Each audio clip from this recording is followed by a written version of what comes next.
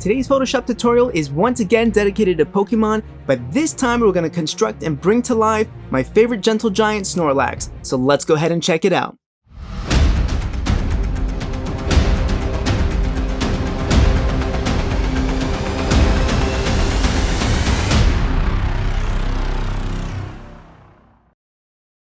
What's up, ladies and gentlemen? My name is Jason Ortega and welcome to another Photoshop tutorial here at Blended Graphics.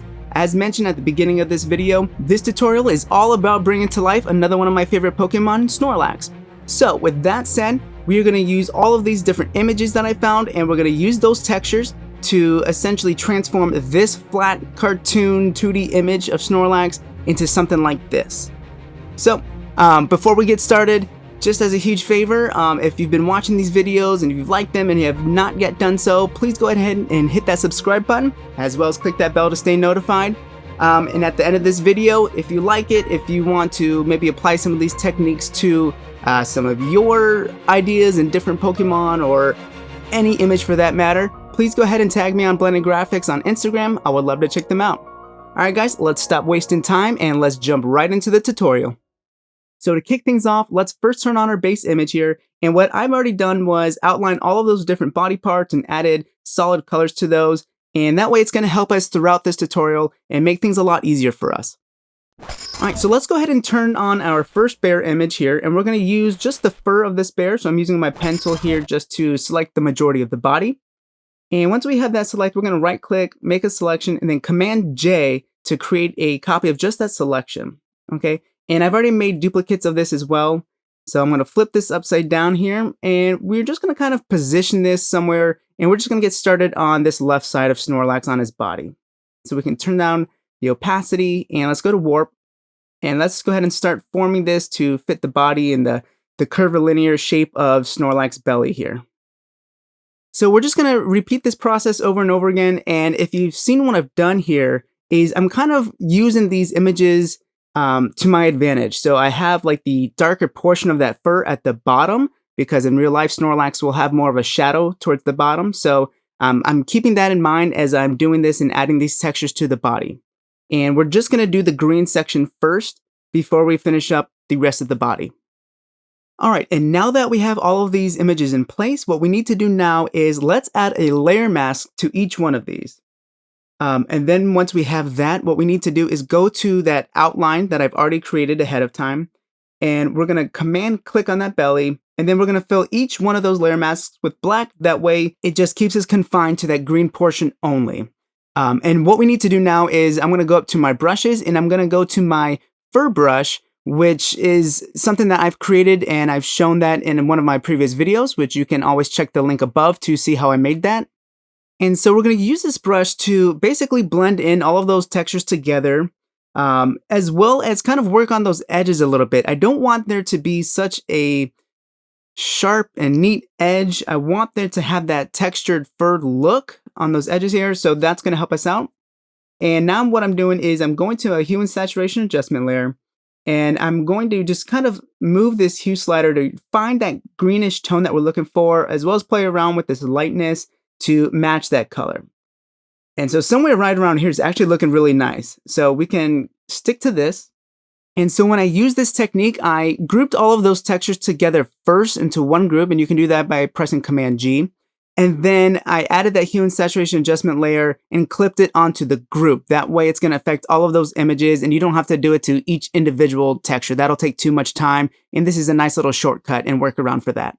Okay, let's move to our next textured image here, and we're going to use this polar bear. So I'm using the quick selection tool to get a selection of the majority of the body. If you went a little bit too far with that selection, you can use the Alt or Option key to subtract from that. And then once you have your selection, press Command J. And now we can load up our Snorlax again. And if we go ahead and press Command T, we can load up our transform tool. And let's rotate this, move this up to the top part of the belly. And we can lower the opacity a little bit to see what we're working with. And we can right click, and let's go to warp. And this way we can again match that contour and the shape of his belly. Okay, that looks good. And so just like before, let's go to that belly outline. We're going to command click on that to load up a selection. But what we want this time is press Shift Command I to do the inverse selection. And once you go to that layer mask, fill that with black. That is going to erase everything outside of that belly selection. Okay, so at this point now, it's just all about repeating those same steps again and just covering that entire belly with that texture. And since we're repeating the same stuff, I'm gonna speed through this, so I'll see you in just a second.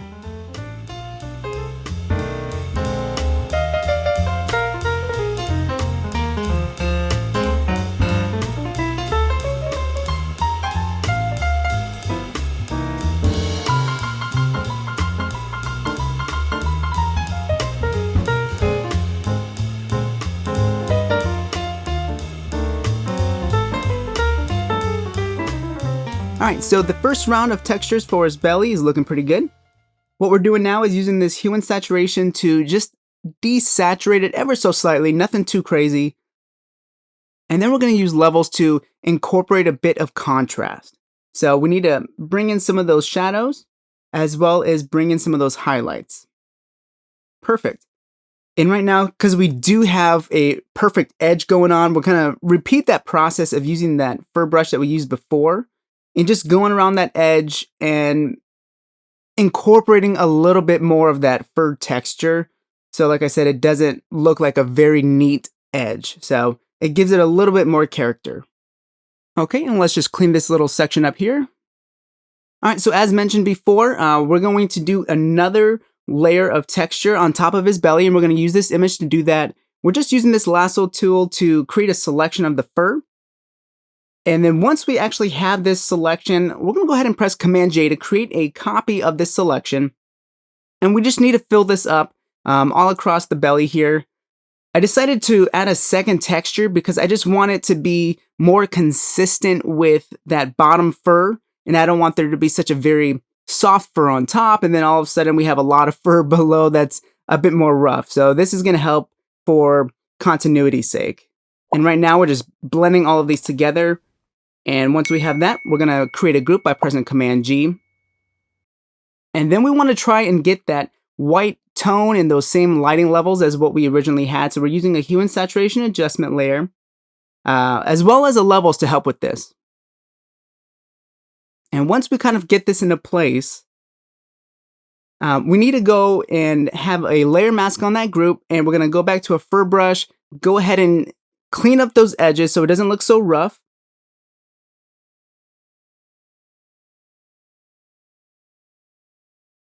And what's actually going to help us out with this top part is if we go back to that outline and Command and click on that for selection, and then press Shift Command I to do the inverse, now we can kind of just work around the outside of that belly there. So that looks really good.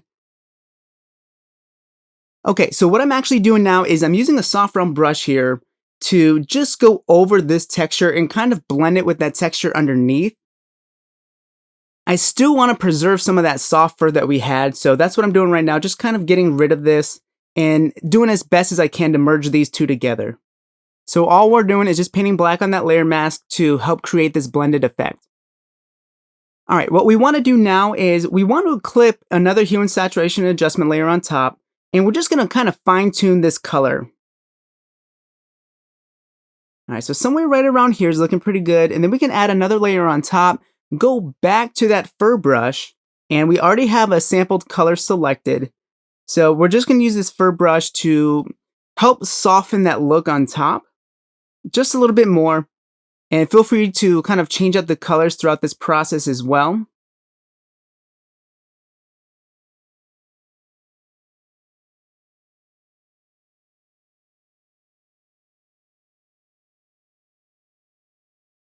Okay, awesome. So now you have an idea of how we are applying these textures and wrapping it around the body of Snorlax. We've got a bit more to do, so we're going to have to apply the same thing to his feet, his head, and his arms. But I'm not going to walk you through that since we've just kind of got a good idea of how we're doing this process. Let's go ahead and skip right over to that with that completed. Alright, so we're definitely making some progress with this. I do want to quickly point out though that that little round spot on his foot is actually going to be the skin from an elephant, and using that as a texture. I didn't show that before, but I thought I'd point that out. So I'm thinking the next thing that we should start working on is the mouth. And we've got this incredible picture of this lion with his mouth open, and we're going to use this to help us out with our mouth. So we're just going to go back and use our pen tool, do what we did before, and just create a selection of this lion's throat here. Once we have that, we can right click and make a selection, and then you can press Command J to create a copy. And we want to find the right angle of kind of how our mouth is currently. So we can accept that, put it underneath that selection, and then even lower the opacity a bit so we can actually see what we're doing here. Okay, so now we can just kind of finagle this a little bit more, use our warp tool to help us out in this process.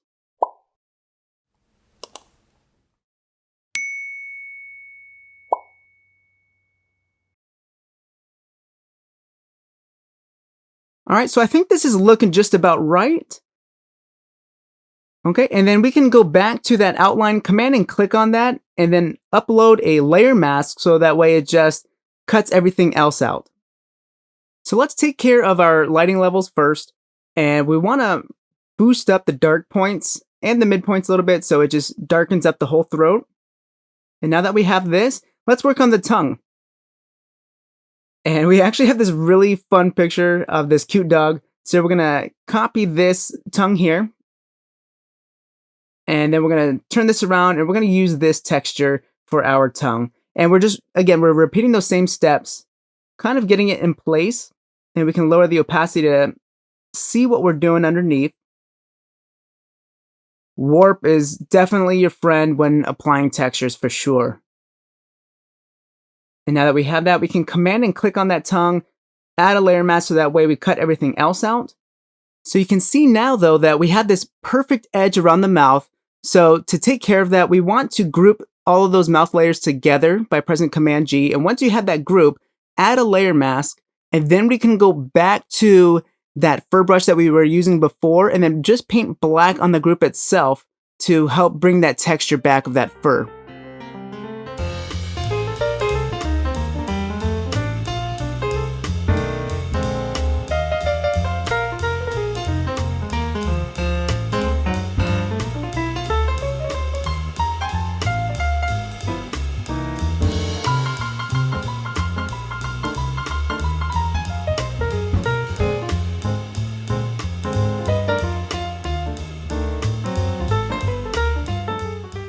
With their mouth done, let's go ahead and move towards his nails and those claws. And I have this really cool bone that we're going to use as a texture. So let's scale this up and just kind of place it over the nail.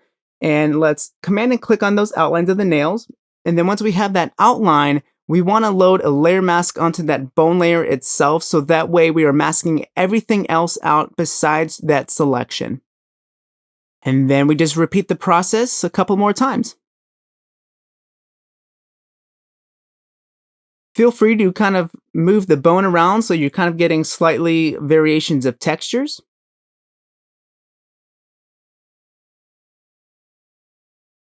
And once we finish this last one, we want to group those together and then apply a hue and saturation layer and clip it onto that group. And let's desaturate these nails so it's more gray.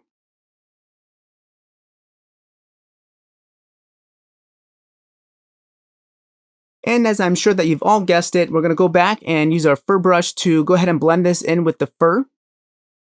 And maybe from far away, you can't necessarily tell that these are blended together, but I can definitely promise you, if you don't blend them in, you will absolutely see those perfect lines and it will look really off. So make sure you're doing all of these little adjustments, even though maybe at the time it doesn't seem like you're doing much. Okay, so now at this point, we just got to apply the same technique to the rest of his claws, but we already know how to do this, so let's skip over that and see what it looks like with this end result. Awesome, and now that we just completed those nails, really at this point, the only thing that's missing from Snorlax is just to give him some more shape and some more dimension, and that's where those highlights and shadows are going to come into play. So we're going to start with the shadows, and we're going to focus on his body first. And what we're going to do is we're going to add a solid color adjustment layer, and we're going to clip it onto his body here. So we're going to find a nice dark green color to work with. And let's go ahead and put this into an overlay blend mode. And maybe we can even just change up the color a little bit so it's not extremely dark. So just lighten it up just a hair. Okay, this is going to work. So now that we've inverted the mask, we're just going to paint some of this back in. And all you have to do is just realistically think, where these shadows are going to be. So it's going to be obviously closer towards the bottom and the base of Snorlax. Anywhere that there is skin or texture overlapping on top of each other we want to paint, so like behind his feet, under his arm. So these are things to think about as we're painting back some of this shadow. Alright, now let's go ahead and focus on his belly, but for this we're going to use a levels adjustment layer, and we're just going to take out all of those highlights to darken it up. And once we've inverted that mask, we're essentially just going to paint back kind of around the edges. That way it gives it some shape and essentially just exaggerates that curvilinear form.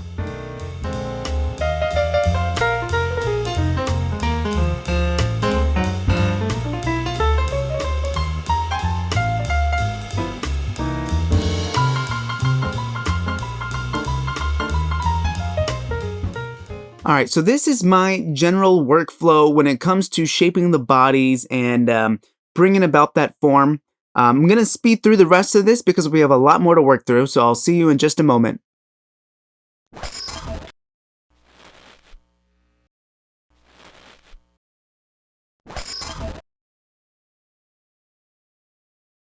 Alright, so I've decided that I actually want to change up his texture a little bit on his fur, and I'm using this lion image, and I'm going to extract the fur on his mane. So we want to create a selection of this mane.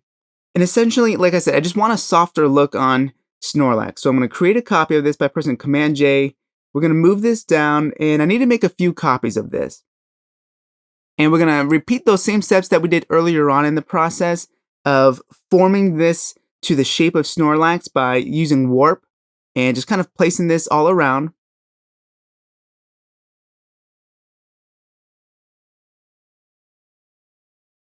Okay, so now that we have that there, I'm going to go ahead and fast forward because we need to fill up the rest of his body. And you already know how to do these steps, so let's get to that. And at this point, we need to blend everything in. So let's go ahead and take care of that business, and I'll be back with you in a second.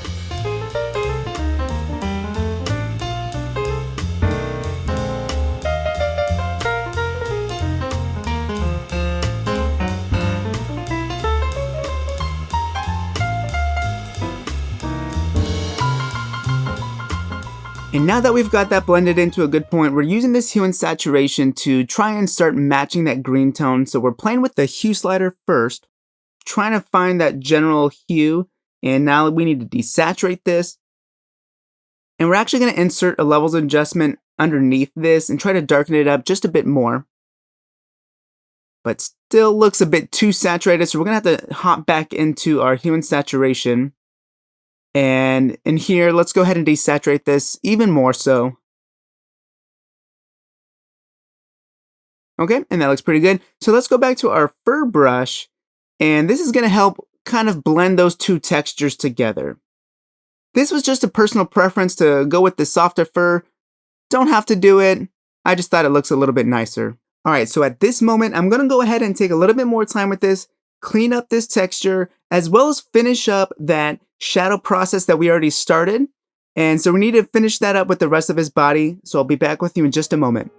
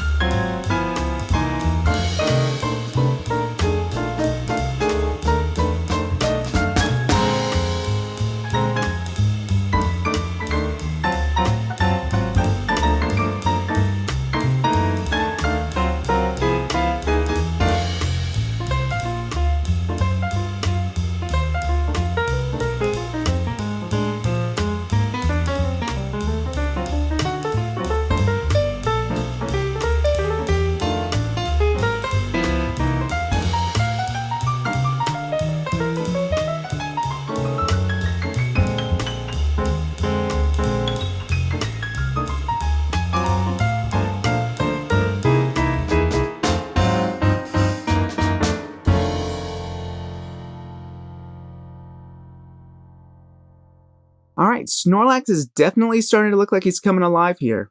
Um, I went ahead and paused here because I want to focus a little bit more on how I give some dimension to his claws. So what we're doing is we're adding a levels adjustment layer and decreasing those highlights, and we're using this method to invert that mask and paint some of this back in. So obviously the base of those claws need to be a little bit dark because it's touching that texture. And then what we also want to do is we want to add some of that shadow on the very edges of the claws, because that's going to give the impression that it is curvilinear and it's rounded and doesn't look so flat. So this is just kind of my general workflow when I approach this scenario. And you just want to take your time with this and just try to make it look as clean as possible.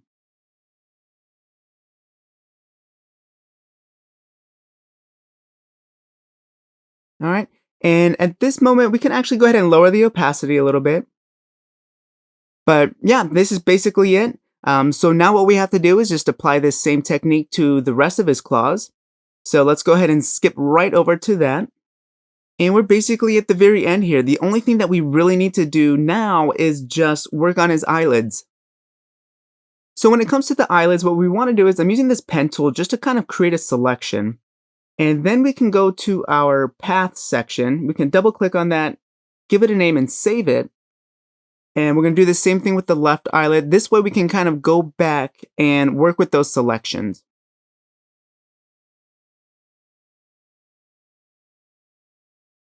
And so we want to go back to that layer, that color fill layer that I used for the shaping and the shadows of that texture.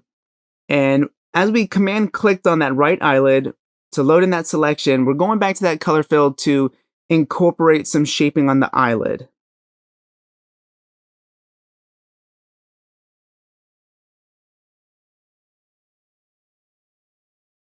All right, so this is looking really good. Now we can go ahead and hide that little black outline that I have, and we can command and click on that for a selection. Go back to that color fill layer, and with a higher opacity, go ahead and just paint just right under that eyelid. So that looks really good. And if you ever want to hide those marching ants, all you have to do is press Command H. But since they're invisible, just don't forget to deselect them because you will still be confined into that little area. All right, so I'm just going to go ahead and touch this up just a little bit more, try to make it look a little bit nicer. Okay, and now that we have his right eyelid pretty much done, we just got to do the same thing for the left eyelid. And now that we've basically completed adding in all of those shadows and giving the Snorlax some shape, we got to do the opposite now and focus a little bit on those highlights before we wrap up this whole thing. I went ahead and grouped all of those layers together. That way I can just apply this exposure adjustment layer on top of all of that for one full correction. And I've inverted the mask, and we're just going to bring back some of those highlights on different parts of his body.